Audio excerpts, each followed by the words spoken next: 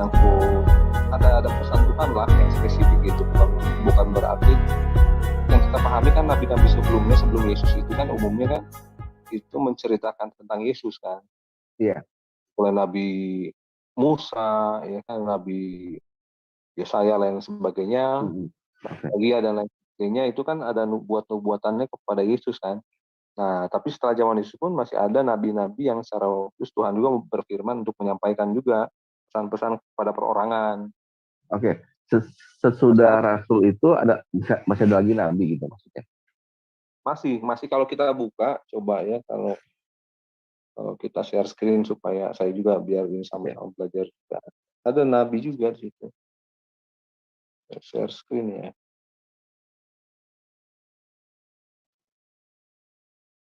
Biar sama-sama lihat. Di Kisah Para Rasul rasanya ya. Kisah Para Rasul lah. Kita carilah di sini nabi ya. Kisah Para Rasul. Nah, di Kisah Rasul 11 ayat 27. Di situ ada ya, pada waktu itu berarti kalau disebut zaman Kisah Para Rasul itu kan berarti kan zaman setelah Yesus sudah terangkat ke surga kan. Nah, di sini ayat 27 katakan pada waktu itu datanglah beberapa nabi dari Yerusalem ke Antioquia. Ya kan? Seorang dari mereka yang bernama Agabus bangkit dan oleh kuasa roh ia mengatakan bahwa seluruh dunia akan ditimpa bahaya kelaparan yang besar. Hal itu terjadi juga pada zaman Claudius. Nah, jadi masih ada kan, nabi itu masih ada setelah zaman Rasul pun, itu tertulis di situ. Gitu, teman-teman. Halo. Ya, ada semacam kayak ciri-ciri khusus atau bagaimana gitu? Ada kan, nabi kan, barusan kita baca ada seorang nabi bernama Agabus, ya kan? Dia menyatakan akan ada kelaparan. Nah, itu makanya nabi itu adalah untuk menyampaikan pesan Tuhan. Gitu loh.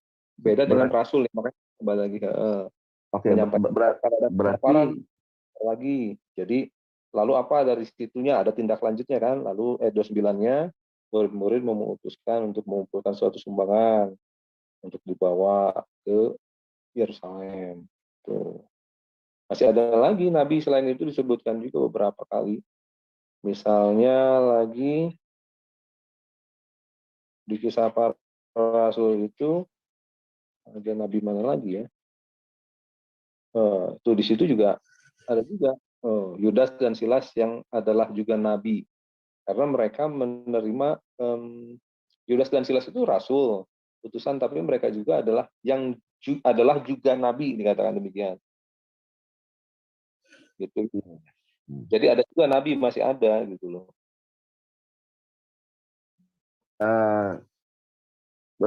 Berarti gini, ada apa ciri khasnya itu dia pernah nubuatkan dan nubuatan itu terjadi gitu maksudnya. Betul. Ada sebuah nubuatan yang harus disampaikan. Kalau nggak ada yang disampaikan, dia nggak nabi. Dari mana dia orang tahu bahwa dia nabi kalau nggak ada nubuat yang disampaikan?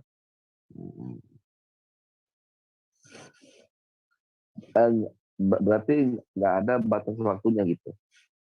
Nggak ada. Nggak ada batas waktunya. Kalau sekarang sih mungkin orang-orang bisa mengklaim dirinya nabi, mungkin aja, kita nggak tahu kan. Tapi dilihat dari perkataan atau nubuat yang dia sampaikan benar terjadi nggak? Kalau benar ya berarti benar, kalau enggak ya berarti enggak kan? Gitu. Misalnya gini Pak, misalkan kalau memang ternyata Luga itu nabi gitu misalnya ya, gitu kan, dan dia kan ngomong tanggal berapa, bulan apa akan ada gini, dan ternyata terbukti gitu. Nah, sikap Pak Jose sendiri sebagai Kristen bagaimana? Bagaimana lah gitu? Saya cuma mau tahu aja. Ya saya juga ada dengar ada orang-orang tertentu yang mempunyai karunia kenabian seperti itu, karena suka ada yang bernubuat akan terjadi ini, terjadi itu ya. Tapi saya sendiri nggak begitu ngikutin yang gitu-gitu. Karena firman Tuhan itu kita udah bisa baca di Alkitab ya. Jadi ya perlu nggak perlulah ada yang disebut nabi itu, tapi sepanjang itu dalam arti apa ya, membangun jemaat untuk itu ya mungkin juga. Tapi pengkultusan ini yang ditakutkan kan, itu yang sangat bahaya itu kalau udah pengkultusan, karena orang kalau dikultuskan udah nanti bisa menyesatkan. Soalnya dia sendiri bilang si Luga itu bilang dia apa namanya, sudah apa, sudah pernah ke neraka lah apalah gitu kan. Nah, terus giliran diminta sama yang ini, sama yang masuk di live itu, cobalah tebak, misalkan besok saya ada tuh namanya Amadeus, nggak tahu dia itu siapa. Dia bilang lah itu. Tapi alasan yang Luga itu dibilang, ngapain saya nurutin kemauan kamu gitu. Ya iya, emang nggak bisa gitu lah, masa spesifik kan, kalau nubuat itu nggak bisa ditanya besok apa, emang itu peramal, itu emang nggak benar kalau dijawab seperti itu nggak benar berarti. Iya. Ini mana nih Andi? Tidur dia. Oke lah. Oh iya Pak, saya juga mau. Terima kasih nih Pak ya. Ketemu lagi ya. Ya, kapan kita mau? Iya, aku dari toilet. Iya, makasih Pak Jose ya. Ya, sama-sama, makasih semua, sampai jumpa ya. Iya Pak. Makasih.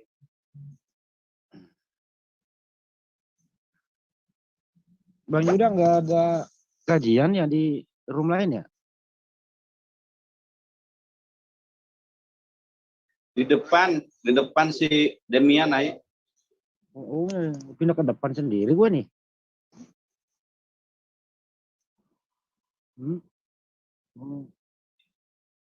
Oh, di depan di ruang utama ya. Ayo ke sono deh.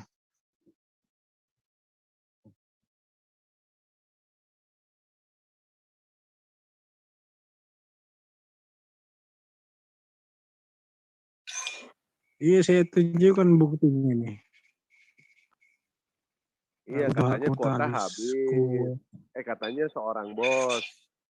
Kemarin dengan bangga ya bilang, oh ternyata Dewa mirip ya dengan saya. Amit-amit gua dimiripin sama lu. Ih, amit-amit deh. Kalau mirip-mirip. Kok Dewa ngeles? Ngeles. Ya. Ya, ente kan bilang di grup, ternyata Dewa mirip ya sama gua. Siapa yang mau nyamain sama lu? Lu siapa gitu? Dewa GR. Bukannya GR, tapi itu pernyataan lu itu. Pernyataan lu itu gua tentang gitu. Ya kan? Makan apa sih tuh?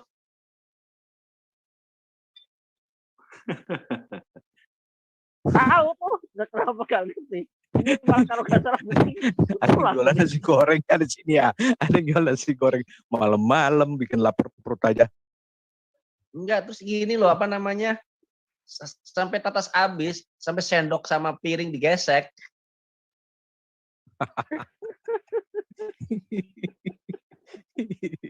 Tuh, piring. Aduh.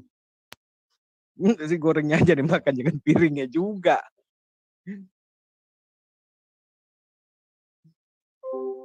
Nah.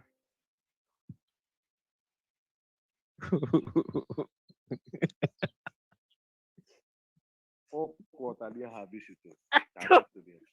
Oseng duit.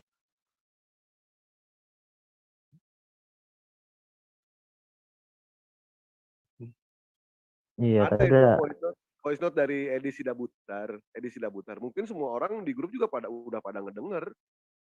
Kalau misalkan dalam Bible itu ayat poligami itu ada satu global. Edi Sidabutar yang bilang seperti itu.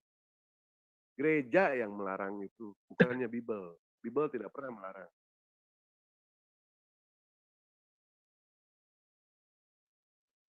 Melarang itu supaya ada teman.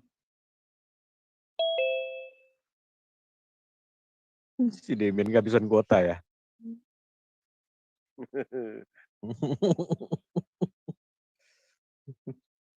Katanya ada bos Demian, nggak ada besar. Demian, nggak ada. Iya udah keluar kehabisan kuota. Ya bilangnya katanya bos besar dia itu, ya kan, punya toko, katanya karyawan ya.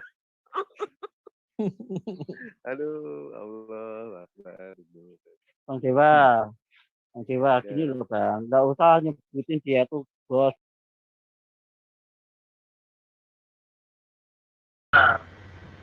Nggak usah